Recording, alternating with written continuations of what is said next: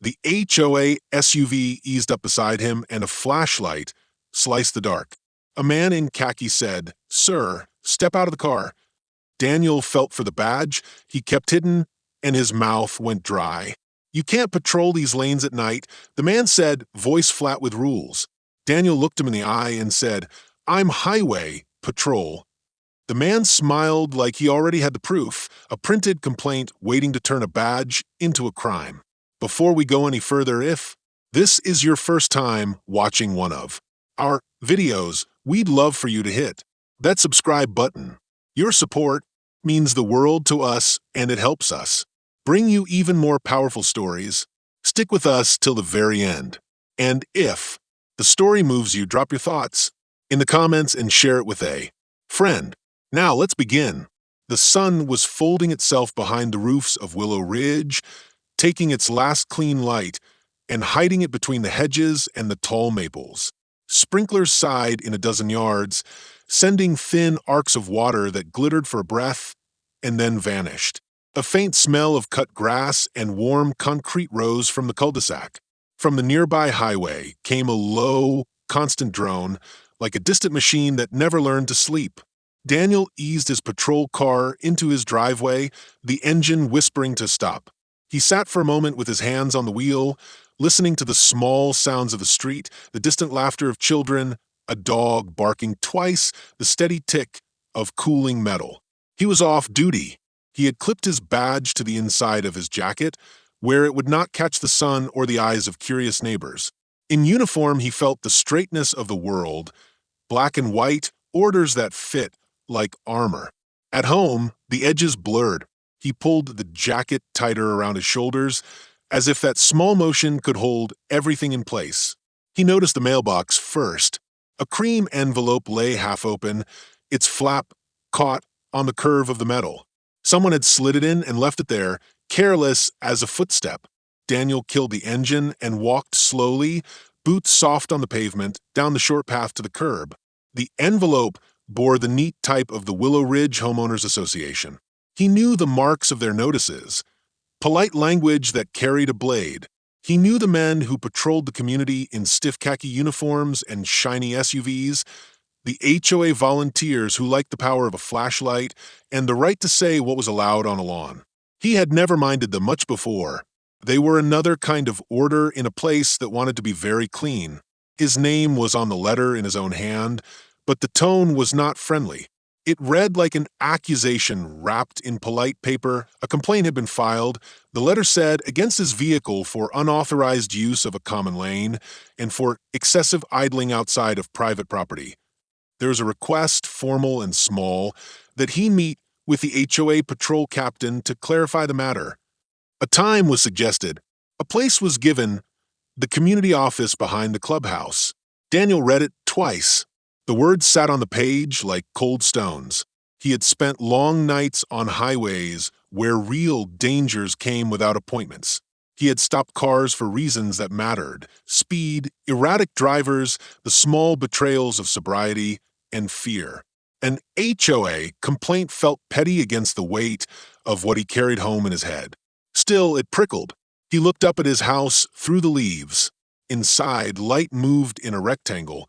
Sarah, maybe making dinner or the television or both. He folded the paper and slid it into his jacket somewhere close to his heart. He thought of his badge there, warm and heavy. He thought of the families he had pulled from wrecks and the men he had cuffed on cold mornings.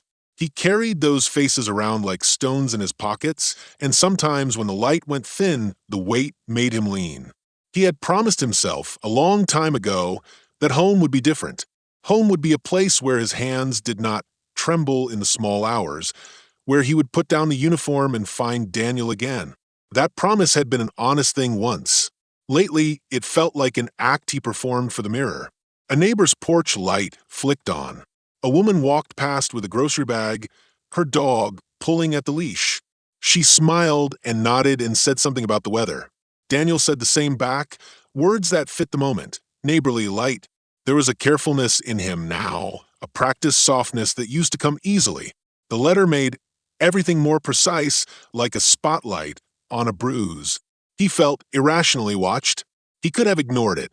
He could have thrown the envelope away and gone inside and let the neat threats of the HOA die like old lies. Instead, he walked the small circle of his yard, the grass ticking his boots, and then went to the trunk of his car. He opened it and for a second hesitated over the neat, utilitarian gear he kept there even off-duty: a flashlight, a pair of gloves, the spare maps of the county. He closed the trunk and moved toward the house with the letter folded in his hand. Inside, the kitchen light hummed above a counter that still held the dull imprint of a day. A coffee cup, a child's crayon, mail that had not been opened. Sarah looked up when he entered. Her hair was pulled back, and she wore tired kindness the way some people wore coats. She came to him without question and took the letter from his hand, reading it with a slow frown. "Another one?" she asked. He nodded. "A complaint. About the car." She set the envelope down and reached for his face, rubbing at the line of worry near his eyebrows. "You're home now," she said like an incantation. The words wanted to make things right. Daniel allowed them to form a heartbeat. He let his shoulders drop under the touch and the small pressure of normalcy. But the elevator music of his life, the highway hum, never fully turned off.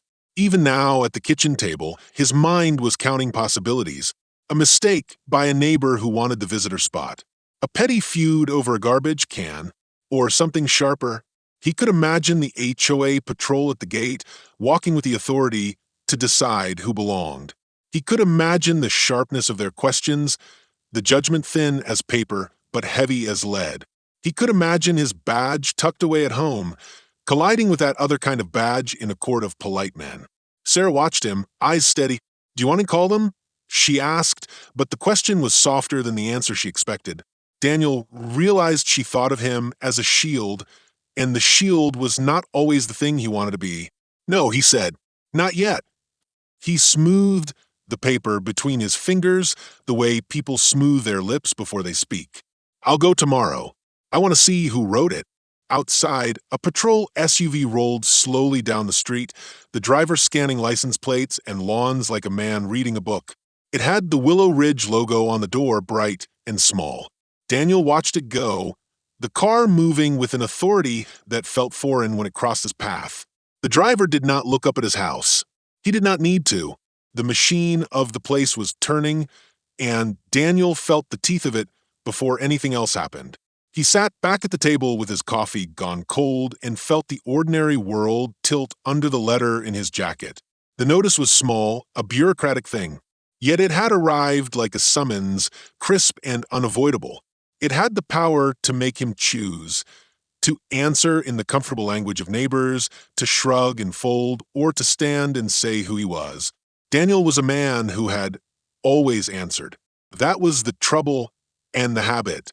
Even now, he could feel the old reflex rise inside him like a remembered song. He put his hand on the badge in his jacket, feeling the metal through cloth. It was the only certainty he had that was not shared by anyone else, his own line in a life of gray. He breathed in the smell of the kitchen, the faint perfume of dish soap and summer air, and let out a long sound, neither a laugh nor a sigh. Outside, the last light died. The street folded into shadow, and the letter in his pocket weighed more than it should.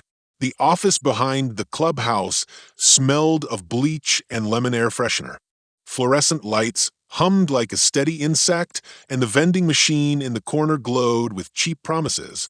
Daniel had expected formality, a polite exchange of words, a signature, an apology. He did not expect the way the room felt suddenly small, like an elevator where the air had been stolen. Mark Bishop sat behind the desk, shoulders as neat as the fold in his shirt. He had the look of every man who had discovered small authority and decided to keep it. His hands folded on a clipboard that held a stack of printouts. When Daniel entered, Mark did not stand. He did not smile in that warm, neighborly way. He only lifted his eyes and gave a nod like a judge calling a name. "Daniel Reyes." Mark said. The name fell flat, precise, as if it were a line in a book he had read too often. "We've been expecting you." Daniel kept his voice level. "This about the letter?" Mark tapped the top page. On it was a photograph, a grainy image of Daniel's patrol car at the end of a cul-de-sac, its emergency lights off, the silhouette familiar even in the blur. Someone had circled the car in red. Someone had written in a neat hand, "Unauthorized presence." The corner of the printout held a timestamp, a date 2 nights earlier, late at night. "I wasn't there," Daniel said. He felt his pulse quicken, a steady drum under his ribs. "I was on the highway." Mark leaned forward like a man making a business deal. Neighbors saw it. A few residents called. It looked wrong to them. A marked vehicle taking advantage of common space, that's not what Willow Ridge is for. Daniel took a breath and let the smell of lemon fill his lungs. He had stopped cars for worse things than a misparked vehicle. Still, there was an odd smallness to being judged by people who had never held a steering wheel during tapering fog. "I have my badge," he said. "I'm off duty, but—" "You were off duty," Mark finished. "Yet someone reported you as if you were playing at authority. They said you were parked as if marking territory. They said you were patrolling through private lanes." Mark's lips formed the last word with a tiny, careful cruelty. It makes residents uncomfortable. Daniel felt the word patrol like a blow. He had spent a life that made sense in that verb. To be accused of playing at it was worse than any ticket. He reached for the folder in his jacket. His identification, the cards that reminded the world he had earned the right to put on a uniform. He slid the badge across the desk by way of explanation, not aggression. Mark did not look surprised when he saw it. Instead, his face altered in a way Daniel had seen in courthouses and council meetings, an expression that weighed people like evidence. "Interesting," Mark said. He removed another photo from beneath the stack and set it beside the other. This new image was a close-up of Daniel's license plate taken from a different angle. Someone had been patient. Someone had watched. "Who took these?" Daniel asked. Mark's thin smile was a line of paper. "An anonymous report," he said. "A neighbor provided them. We thought it best to have you explain."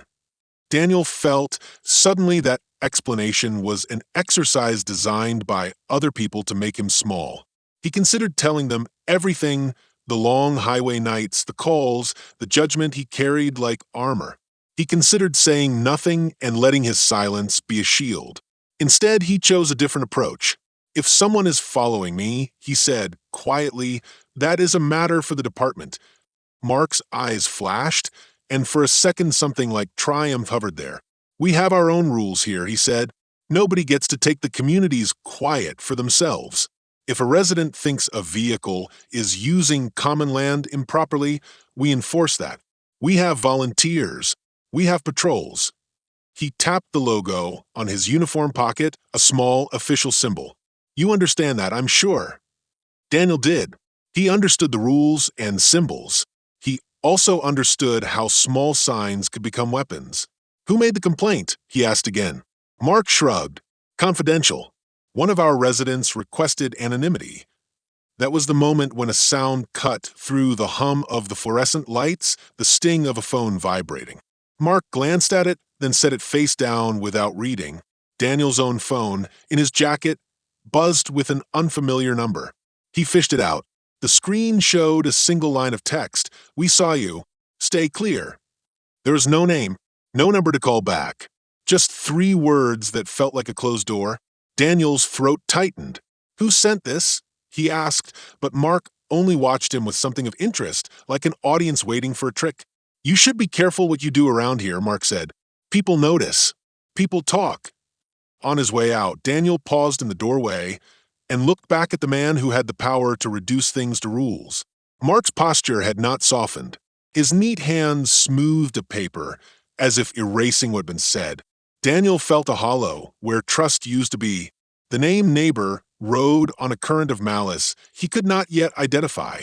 That night, back at home, the house felt different. Sarah had put a casserole in the oven and tried to make the ordinary stand between them. She hugged him when he walked in, brief and sure, and yet she carried a question on her face like someone carrying a pebble in a pocket. "Someone at the gate asked about you," she said. "A woman. She asked if you were home." Daniel sat at the table and looked at his hands. They were the hands that had pulled injured people from wrecks and held radios in midnight fog. They were also the hands that folded letters, drank cold coffee, and patted a child asleep. Now they trembled slightly as they closed around the coffee mug. I don't know why someone would be watching, he said, but they are. Sarah reached across and took his hand, steadying him. Do you think it's about the letter? She asked. He thought of the anonymous text, the circled photographs, the polite accusation folded like a blade. He thought of Mark's precise face and the suggestion that neighbors had watched him with the curiosity of judges. He thought, too, of a small detail he had not mentioned to anyone. When the last call came in on the highway, he had noticed a car with tinted glass following at a distance, but when he turned, it had faded like a shadow. He had told himself it was a coincidence. He wasn't so sure anymore. He lay in bed that night with the ceiling dark above him and the hum of the highway narrowing into the house. The stones in his pocket, memories of faces and coals, the weight of other people's emergencies settled as if rearranged. Somewhere outside, a porch light flicked on, and a shadow moved past a curtain. Daniel closed his eyes and tried to imagine a simple answer. Instead, he felt the outline of a question grow in the dark. Who wanted him watched, and why? The house kept its small light, like a cautious promise. In the living room, the lamp threw a circle of gold across the carpet, and shadows pooled at the edges like watching things.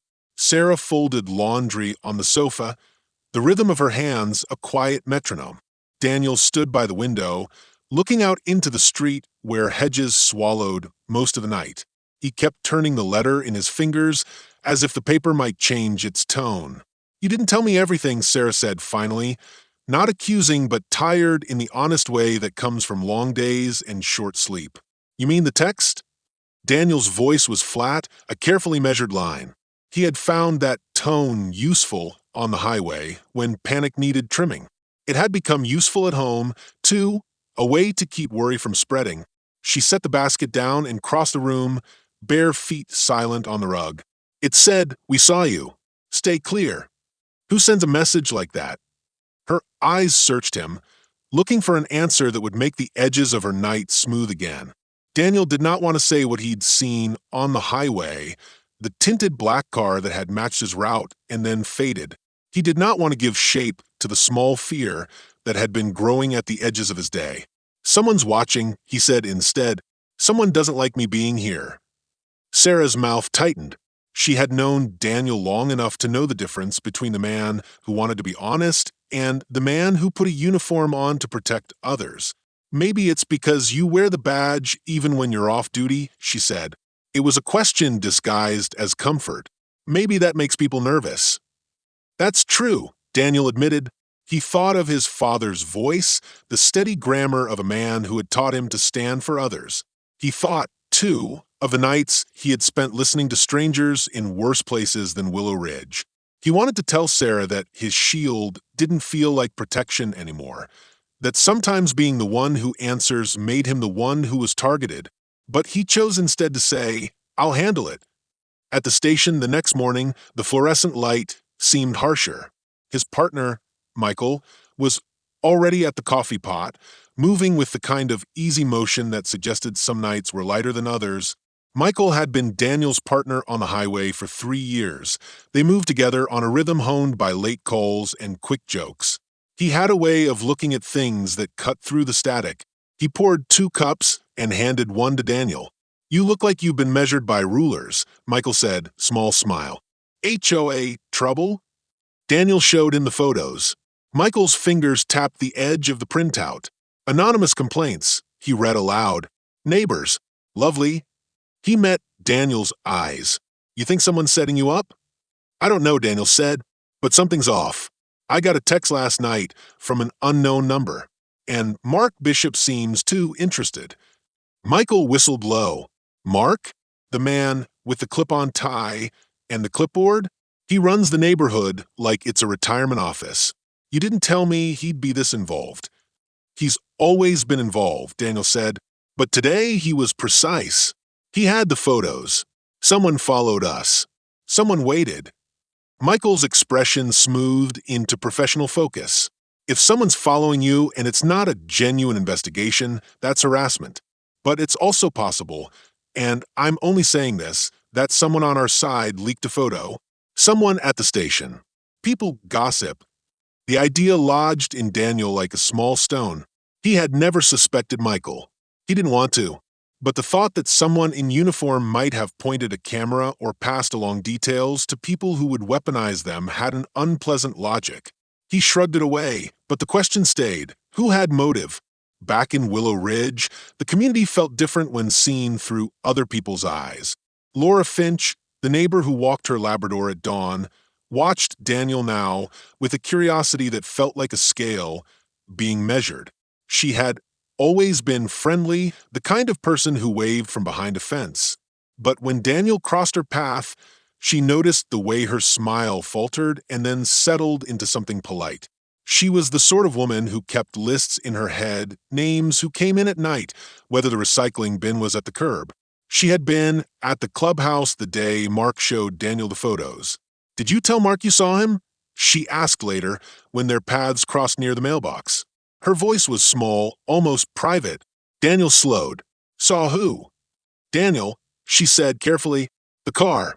You know, late at night." Her eyes flicked past him as if afraid to meet him. "We all want the neighborhood safe. We don't want people feeling like they're under strangers' watch." The way Laura said, we made Daniel feel like a foreign object in his own life. He had always thought of neighbors as keepers of small kindnesses, holding packages, borrowing eggs. Now, he felt the sharp edge of judgment. He wondered if Mark had convinced them that a uniform at the wrong hour was a threat. He wondered if Mark had told a story and everyone had believed it. That evening, Sarah came to him with a small, guarded look. "I ran into Mark at the market," she said. "He asked after you. He made a joke about uniforms and asked if I minded you taking walks at night around the neighborhood." Why did he ask that? Daniel wanted to say. His voice tightened with the old reflex to defend, to explain. Sarah's hands folded together. He said he was worried someone was trying to make a point about who belongs here. He said he wanted to keep things peaceful. But Daniel, he also asked a strange question, whether I knew anyone who would be protective of you. The word hung there, like an accusation or a warning. Daniel looked at Sarah and saw a flicker of something he had rarely seen, fear for herself and for him. He wanted to tell her that he was fine, that he could handle whatever came. He wanted, too, to tell her that trust was a fragile thing and it might already be fraying. In the quiet after, both of them thought of the highway, where the lives they touched were sometimes saved and sometimes broken. The betrayal, if it existed, might come from someone who loved order more than people, or it might come from someone who loved power more than truth. Either way, it would not be simple. It would be the kind of thing that started small, a photo, a whisper, and grew into a storm. Daniel placed his hand on Sarah's shoulder and tried to be steady in a world that had begun to tilt. He felt the weight of other people's eyes like a gentle pressure. He wondered which of the faces in that weight was a friend and which would be the one to turn and strike. The question moved between them like a slow ache, and both of them knew. Answers would come, but not before things were changed. Daniel found the station quieter than usual that night. The roll call had been long, radios crackling with the usual static and boredom. After everyone left, he stayed, a quiet excuse to avoid the small war of glances at home. The fluorescent lights above the evidence room hummed low, the room smelling faintly of paper and cleaning solution. He had asked for one small favor from the dispatcher, to check the security logs for the printer in the briefing room. He tried to keep the request casual, as if curiosity about his own life wasn't what pushed at him. The dispatcher looked uneasy, fingers hovering over the keyboard. "You sure you want to do this tonight?" she asked. "Michael's still on shift. He'll know." Daniel nodded. "I need to see who printed the Willow Ridge photos." The screen lit with timestamps, rows of names and actions. Daniel scrolled until his chest tightened. There it was, a print job 3 nights ago at 11:42 p.m. The user was Michael Harris. He sat back in the plastic chair, the world tilting a fraction. Michael's handwriting flashed in Daniel's head. The jokes at patrols, the way he poured coffee, the easy rhythm of a man who had been at his side through bad nights. "Maybe it's a mistake," the dispatcher said, soft, like someone drawing back from dangerous ground. Daniel's hands were steady. "Show me access logs, too." They brought up camera footage from the briefing room. Time-lapse images flicked. Then, in a little square, Michael appeared. He was alone, hat in hand, walking into the room long after duty. He moved to the printer, waited a beat, and then, there it was. He slid the photos of Daniel's car into his jacket. The image on the screen had no sound, but Daniel could hear in his mind the soft rustle of paper and the small sound of a man closing a book on friendship. That night, he went straight to Michael's house. The street lamps bent their light into thin pools. Michael's porch light was on. A child's bicycle lay upside down in the yard. Daniel stood at the door and felt the weight of the decision like iron on his palms. Michael opened the door with that half-smile that usually puts things right. When he saw Daniel, the smile fell away as if someone had wiped a whiteboard clean. "Dan," he said, voice careful. "Everything okay?" Daniel stepped inside without waiting for an invitation. The house smelled of pasta sauce and detergent, ordinary things that suddenly felt loud. Michael closed the door behind him and turned. "If this is about the HOA stuff, I can explain." There it was, the Small Mercies Friends offer. Michael moved to the kitchen table and sat, hands folded. Daniel kept standing. "You printed the photos," he said. "You made copies." Michael's jaw tightened. He looked not at Daniel, but at the place where the ceiling met the wall, the eyes of a man searching memory for a different life. "It wasn't like that," he said. "I took them to Mark on purpose. I thought—" "You thought?" Daniel's voice rose, not with anger at first, but with a grief that cut closer than any shout. "You thought you'd hand them over to a man who wants to run everyone's life? You thought you'd use our work to make me small?" Michael's hands went to his face. For the first time, Daniel saw him like someone who had been hollowed by private storms. "I had a reason," he said. "You don't understand how deep this goes." "Then tell me." Daniel tried to keep his tone even. The air between them felt like ice thawing in a slow, mean light. Michael exhaled, and the confession that spilled out was ragged. "I owe money, Dan. You know what gambling does. I thought I could handle it. I thought I could pay it off and no one would know. Mark found out. He offered more than money. He offered protection." Daniel felt the word protection like a stone. "Protection from what?" Michael looked up, eyes rimmed red. "From people who came after me. From people who knew too much. They said if I helped Mark, they would leave my daughter alone. I went to him because I was afraid." The room tilted. Daniel's anger splintered into something else. Not forgiveness, not yet, but a sharp understanding that widened the wound. "You could have told me," he said softly. "We'd have handled it. We always do." "I thought I could fix it before it hit you," Michael said. "I thought I could be the one to clean the mess." But Mark wanted leverage. He wanted to show the neighborhood that a uniform at night wasn't safe. He wanted to scare people. "He told me he'd make sure my debts were gone. He told me he would make the people who were watching me stop." Daniel sank onto a kitchen chair. The world felt as if someone had rearranged the furniture while he wasn't looking. Michael's betrayal had a smell, not of simple malice, but of fear and bargaining. He could see the math now. Mark's power, the HOA's desire for control, Michael's private terror. The photograph that had seemed like a petty attack now unfolded into a net cast by someone who wanted a community shaped by obedience. "Did you send the text?" Daniel asked. Michael closed his eyes. "I didn't send the text. Mark did. He told me to keep my mouth shut. He told me it would be better that way." "You gave him my license plate," Daniel said. "You gave him everything." Michael nodded. "I'm sorry." The word was small but heavy. "I tried to stop it after. I tried to get the photos back. I thought I could make it right." Daniel's hands lay open on his knees. He thought of the nights they had worked together, rolling through wrecks, clipping into seatbelts, holding dying men's hands. Those nights suddenly seemed like a long, tender geography he had thought they both had a map for. Now the map was stained. "You weren't the only one he pulled in," Michael said, voice low. "He's been buying favors. People who owe him things. People who think he's doing the right thing for the neighborhood. He's building a little power." Daniel closed his eyes and pictured Mark at his clipboard, precisely a small god. He pictured Laura's polite smile, the neighbors who watched with lists in their heads. All of it connected like a pattern he had missed. The betrayal was not just Michael's. It was the opening of a wider door. How long? Daniel asked, because questions are tools. How long have you been doing this? 3 weeks, Michael said. Maybe a month. I don't know. It started after I got the call. What call? Michael swallowed. A man told me they knew where my youngest was, where she sometimes stayed with her mother. He said if I didn't cooperate, they'd make sure she had trouble. I panicked. I wanted to protect her. Daniel felt his breath catch. The betrayal was raw and human. It did not make it small. It made it complicated. He wanted to slam doors and burn papers.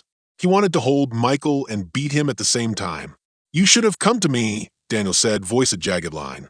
We could have handled it without feeding Mark. I know, Michael whispered. I know. Outside, a dog barked somewhere and the sound scraped against the side of the house. Daniel stood, the decision forming like ice. Michael had betrayed him, handed him over to a man who would use images like poison. But the man who had betrayed him had done it to protect a child. The line between right and wrong had blurred, and Daniel felt the tilt of it making his whole world fall into a new shape. He left without another word, footsteps heavy on the porch as if the house itself had been hollowed. The betrayal had arrived, solid and bitter, but along with it came a darker understanding. This was not just about a photograph. It was about power. It was about what people do when they're scared. It was about how a neighbor's smile could hide a hand that pushed others into the dark. That week the air in Willow Ridge felt thinner, as if the neighborhood itself were holding its breath. Rain came in soft, nervous sheets one night and turned the street lamps into smeared moons. Daniel found his sleep broken into pieces. The highways drone a memory that pressed behind his eyes. He kept waking to check the locks, to listen for the small, ordinary sounds that meant nothing had moved in his absence. At the station, his hands went to paper and screen like a man reaching for tools that would hold. He filed the print job log into evidence, a small legal motion against an unnamed intimidation, but he felt the procedure was like putting a bandage on a deeper wound. Michael's confession had exploded his trust, but it had also shown him the shape of Mark's reach. The HOA was not just a club of gardeners. It had become a machine that could make people obey or break them quietly. Don't go at this like it's a raid, his captain told him in a low voice when Daniel mentioned confronting Mark. The captain's face had the tired lines of a man who knew systems better than hearts. You're an officer, not a judge. Be careful about using department resources for personal matters. The sentence sat in Daniel like a warning bell. He had sworn to uphold the law, not to use it for revenge. But his family was under threat. Michael's daughter had been frightened. Sarah had stopped taking evening walks alone.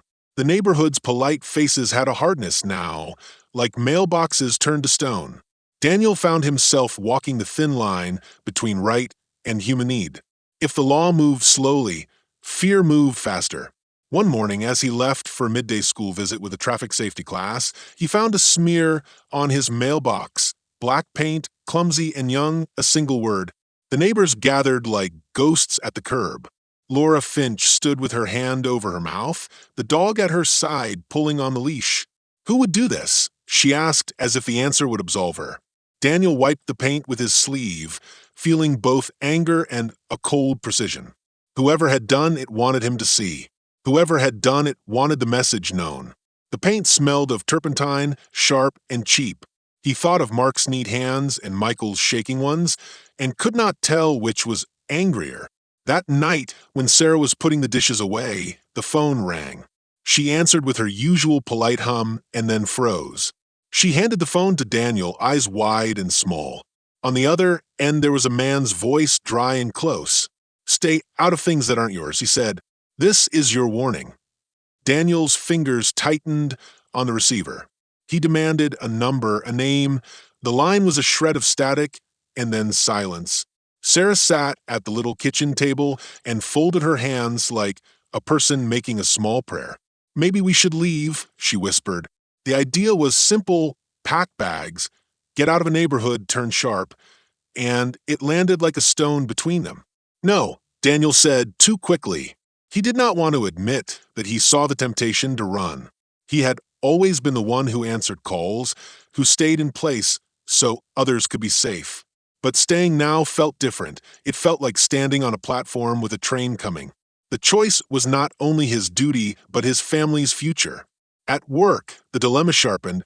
He had evidence that Michael had printed the photos and that Mark had distributed them. He could run a quiet internal inquiry, bring the matter to his superiors, and let the department handle it with careful steps. That would be proper, measured. It might also allow Mark and his allies time to destroy evidence, to discredit Michael further, to escalate. Or he could take immediate action, confront Mark publicly at the next HOA meeting, present the print logs and the camera footage, and demand answers in front of neighbors. That would be dangerous. It could provoke the very people he feared. It could humiliate a man who had built his authority through whispers. It could also rally the community, exposing the rot. Daniel felt both paths like two knives. He called Michael and told him to stay where he was. No more late-night runs, Daniel said. No more handing things off. Michael's voice was small, a thin thread. I'm trying, he said. I'm terrified for my girl. The line went quiet with that kind of fear that makes a man breathe, like someone holding their breath underwater. Daniel stopped by the clubhouse that evening, not to confront, but to listen. The fluorescent light was too bright, a clinical eye.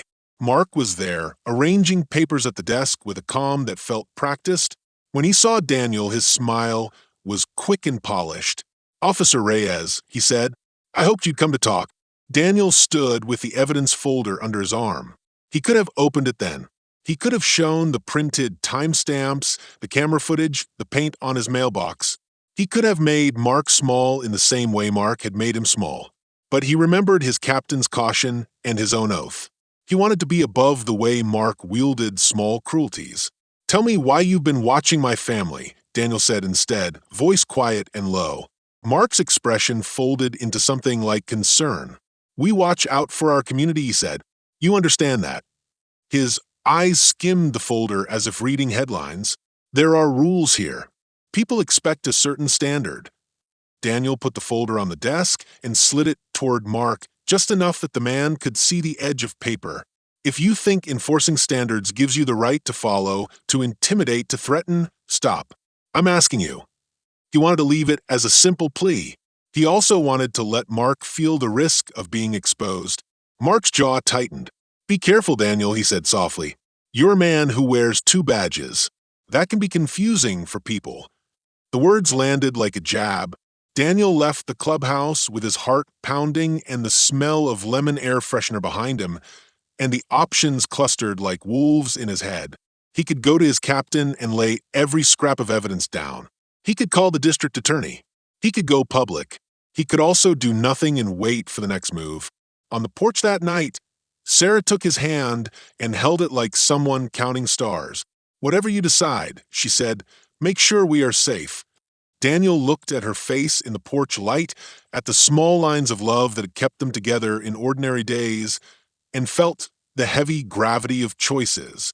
He pictured Michael's daughter and the man's thin voice over the phone and the neighbor's polite smiles. He understood then that there were no clean answers, only hard ones. He decided he would not retaliate with his own secret. He would not turn law into vengeance. He would gather proof, move through the system, and protect his family the only way he could, by holding to the line he'd sworn to stand behind. But as he locked the front door and checked the windows, a shadow moved on the other side of the hedge, and a paper slipped under his windshield wiper, like a small, deliberate thing. When Daniel picked it up, his stomach dropped. The note was simple black ink on white paper. You think the law protects you? Think again. The meeting room behind the clubhouse smelled of coffee and old paper, and it felt full in a way the street never had.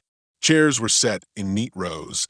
A banner with the Willow Ridge logo hung crooked above the podium like a smile forced too long. The room was packed. Neighbors' faces Daniel now knew as allies or strangers, their polite masks pressed tight. The fluorescent lights made everyone a little too sharp, like a photograph waiting to be developed. Mark Bishop stood at the front with the practiced calm of a man who had rehearsed this role. His voice was smooth as he opened the meeting, each sentence folded into good grammar and small authority. People nodded. The HOA camera, mounted in the corner, blinked a small red eye. On the other side of the room, Sarah sat with her hands in her lap, knuckles white. Michael was there too, eyes fixed on the floor like someone trying to read a map in the dark. Daniel arrived with the quiet of someone who had already crossed a river and knew the cold. He had the print logs and the camera footage saved to a thumb drive, and he had something else too, an audio file that Michael had recorded in a moment of fear and then later courage. Michael had told Daniel everything in the small hours, how he had been threatened, how Mark had promised protection in exchange for favors, how the ledger of payments and favors had sat in a locked drawer at the clubhouse office. He had gone back and taken it. The ledger sat heavy in Daniel's jacket like a confession folded into cloth. At the podium, Mark smiled like a man who had never had to prove himself. "We're here to discuss community matters," he said. "I hope we can keep this civil." Daniel stepped forward and, for the first time in weeks, let his uniform be invisible. He wanted only the man he had always been to speak. "This isn't about civility," he said.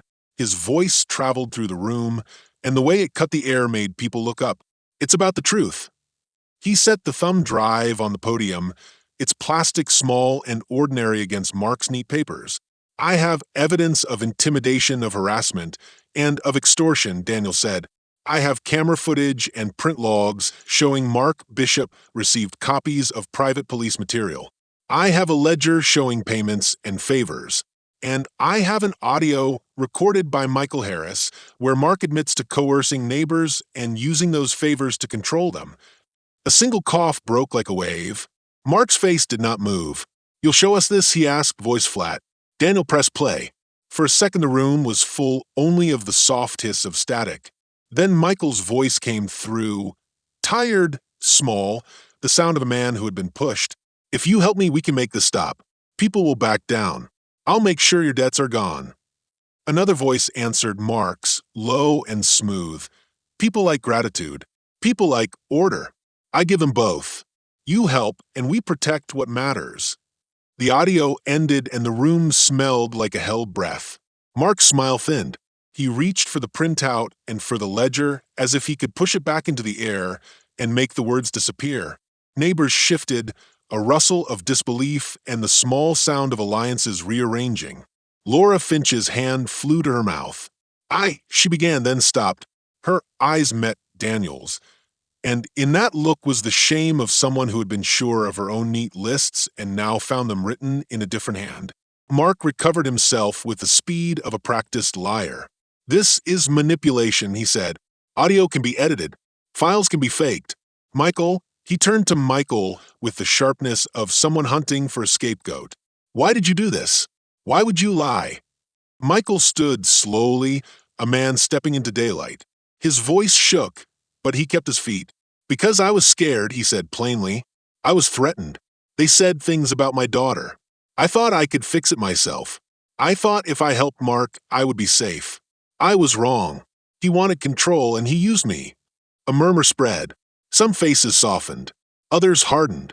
Then Daniel put the ledger on the podium and opened it. The pages were cramped with handwriting, names, dates, small notations of cash, of favor for yard, a ledger cataloging how small debts became power. He read a line aloud, finger steady, and with each name the room shifted. The ledger named neighbors who had received money, volunteers who had been paid, even a few who had been listed as watchers.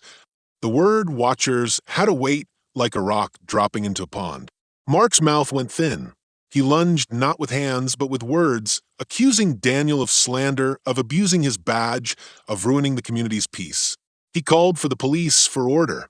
At that moment, the double edge of their lives, officer and neighbor, crashed into the room like two trains. Mark's allies began to stand, voices raised, their neat civility turning jagged. Outside, the sky opened as if to drown the tense air. Rain lashed the clubhouse windows, and the sound was a drumbeat, The fluorescent lights hummed louder. Someone reached for a phone, and the flash of cameras bloomed like small stars. Daniel felt the room narrow to the ledger and to Mark's face, to Michael's small stance and Sarah's quiet, watchful fear. Then a sound cut through that sharpened the moment. The low rumble of the department cruiser pulling into the lot. Daniel's captain had arrived, as had two supervisors. They came in not as accusers, but as instruments of law. The captain asked quietly to see the evidence. He took the thumb drive, the print logs, the ledger, and the audio, and he listened with a face that read like rock. When he looked up, his voice was calm and formal. "We will investigate," he said. "But for now, Mr. Bishop, you are not asked to leave the meeting. You are asked to step outside while we talk." Mark's face crumbled in a flash. The man who wore small crowns of ritual control now found himself stripped by procedure. He stepped outside, a figure cutting through rain. Daniel followed, watching the rain soak the edges of the man's carefully pressed shirt. Mark's voice was loud and small at once. "This is a witch hunt. You'll ruin people." "You ruin people by making fear a public thing," Daniel answered. "You made power a currency." Outside, the captain placed a hand on Mark's shoulder as if weighing the moment. "We need to ask you some questions," he said. There was no shout yet, only the precise sounds of cuffs being introduced into language. Mark's protests became the thin noise of a man losing an argument he had never believed would be heard. Back inside, the neighbors watched in shocked silence as the ledger, wet now at the edges from the rain, was carried by careful hands toward the evidence table. Sarah wept quietly, not from triumph, but from the exhaustion of a long waiting. Michael sat down and breathed as if he had come up from underwater. Daniel stood with the ledger open between them and felt a hollow like a cave where the bones of trust had been. He had wanted the truth, and the truth had arrived in a flash of ugly brightness. He also felt, beneath the relief, an ache that would not go. Betrayal had been answered with law, but the human wounds remained. The room smelled of rain, coffee, and the soft iron of real consequences. When the captain spoke to the room, his voice gathered quiet like a blanket. "We will follow the evidence," he said. "People who use fear to control others will be held accountable." The words were careful, a promise wrapped in process. Outside, the rain slowed into a hush. Daniel watched Mark being led away, shoulders bent not from weight, but from defeat. He thought of Michael, of the ledger, of the neighbors whose small comforts had been bought or bullied away. He thought of the choice he had made to be governed by law rather than rage. In his chest there was relief, yes, but also a space where forgiveness might someday grow, if tended. The room emptied slowly. Neighbors drifted towards their cars, their faces changed. Sarah squeezed Daniel's hand, and he turned to her, seeing in her eyes both the cost and the quietness of survival. That night, the highway hummed under the city like a steady truth. Daniel lay awake later and thought of how fragile order was when people traded power for peace. He had opened a door and found not a single villain, but a tangle: fear, greed, love, and the choices that bind them. The rain had washed the ledger's pages, but not the marks they left. In the dark, he held that reality like a lantern, knowing the work to come would be quieter, harder, and necessary. The days after the meeting fell into a strange, slow rhythm, like a heart easing from sprint. Willow Ridge did not change overnight. Hedges were still trimmed, lawnmowers still started at dawn. But where there had been a hum of polite certainty, a quieter, watchful light settled. People crossed the street differently. Some avoided Daniel at first, uncertain which side of the ledger they belonged to. Others, the ones who had quietly suspected for a while, offered him small nods, apologies shaped like courtesies. Mark Bishop was taken to the station in the rain. The ledger, its wet pages now a permanent thing in evidence, told a story of favors and small payments, of names written beside notes like watch or quiet. The department began an official inquiry. Some neighbors were interviewed, some were asked to account for cash they could not explain. Mark's influence, while large in feeling, had been thin at its root, thin enough for the law to find seams. Still, the consequences would not be neat. People who had received help out of fear or greed were not the same as those who had done harm from wanton cruelty. The ledger named them, but it did not name why they had agreed. Michael sat across from Daniel one evening on the back steps, a plain beer sweating tiny circles on the wood between them. He looked older by months, the lines at the edges of his eyes deeper than before. "I never wanted you to get hurt like that," he said. His voice was small but true. "I thought I could buy safety. I was wrong." Daniel listened. The temptation to unleash the full force of betrayal, anger, accusation, a public shaming had been strong. For a while he had entertained visions of retribution. Letters returned unread, neighbors' names announced in meetings, a loudness that demanded a clean break. But revenge is loud and temporary. Justice, he had learned over years on the highway and in courtrooms, is slow and careful, and it asks for more than punishment. It asks for truth and sometimes for mercy where mercy is wise. "You should have come to me," Daniel said finally. He did not say it as blame alone. There was a softness there, too. "We would have found a way." Michael's jaw moved. "I know. I thought I could fix it without telling anyone. I was ashamed." Shame, Daniel thought, was a cruel partner to fear. It made men act in ways that bent their own bones. He placed a hand on Michael's shoulder. "We'll sort this out," he said, "but you have to tell the truth to the people you hurt. That's part of fixing it." As the investigation unfolded, the neighborhood fractured and then began, slowly, to mend. Some neighbors who had been complicit admitted it and offered restitution in small, awkward ways. Donations to community funds, personal apologies behind closed doors. Others left the cul-de-sac, unable to bear the memory of the ledger's names. The clubhouse lost volunteers and gained new rules. The HOA restructured with a temporary board and a promise to publish meeting minutes. It was not sudden reform. It was a list of small acts that might over time become a pattern. Sarah was quieter now in a public way, but stronger in the ways that counted. She returned to her walks, but with company sometimes.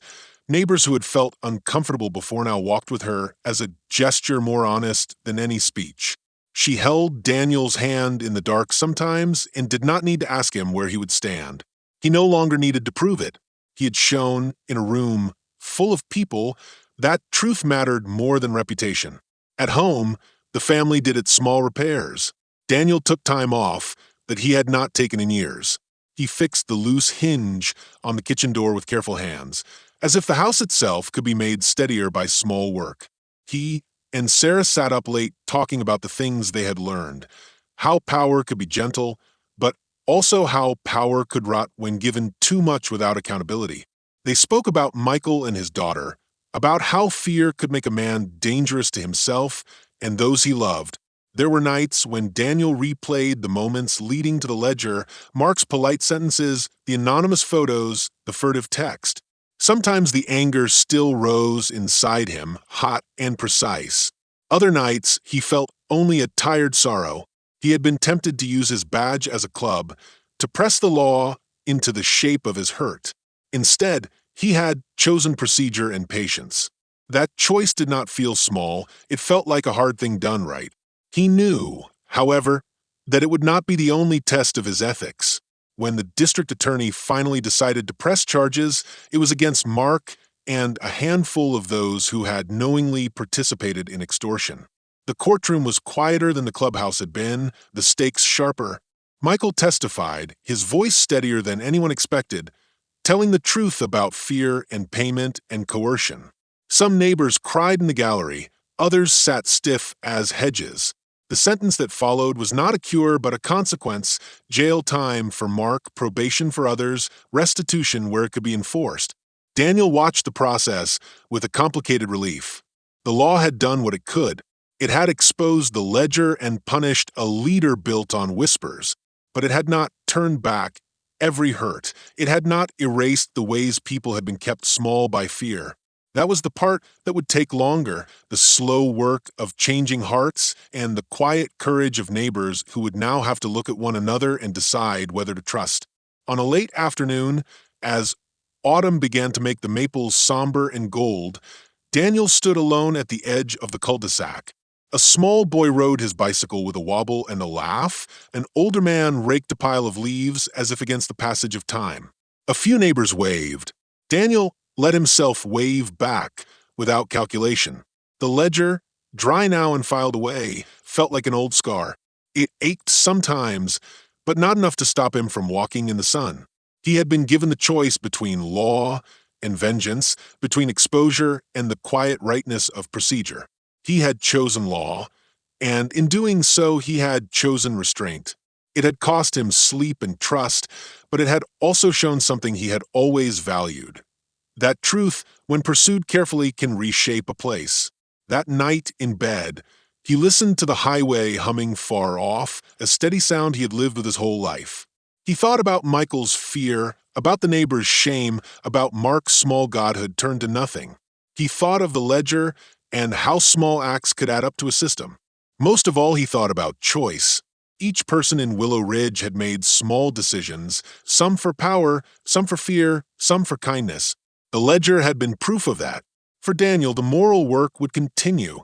To press for justice without becoming judge, to demand truth without hunger for ruin, to offer forgiveness when it could be rebuilt rather than erased. It was a hard balance, one he would have to keep like a watch. He closed his eyes and felt the weight of it like the badge in his jacket, heavy, ordinary, and a thing to measure by the steadiness it asked of him. So, tell me, if you were in his shoes, mocked and underestimated, would you have revealed your success or walked away in silence? Drop your thoughts in the comments and don't forget to subscribe for more stories that flip the script on arrogance.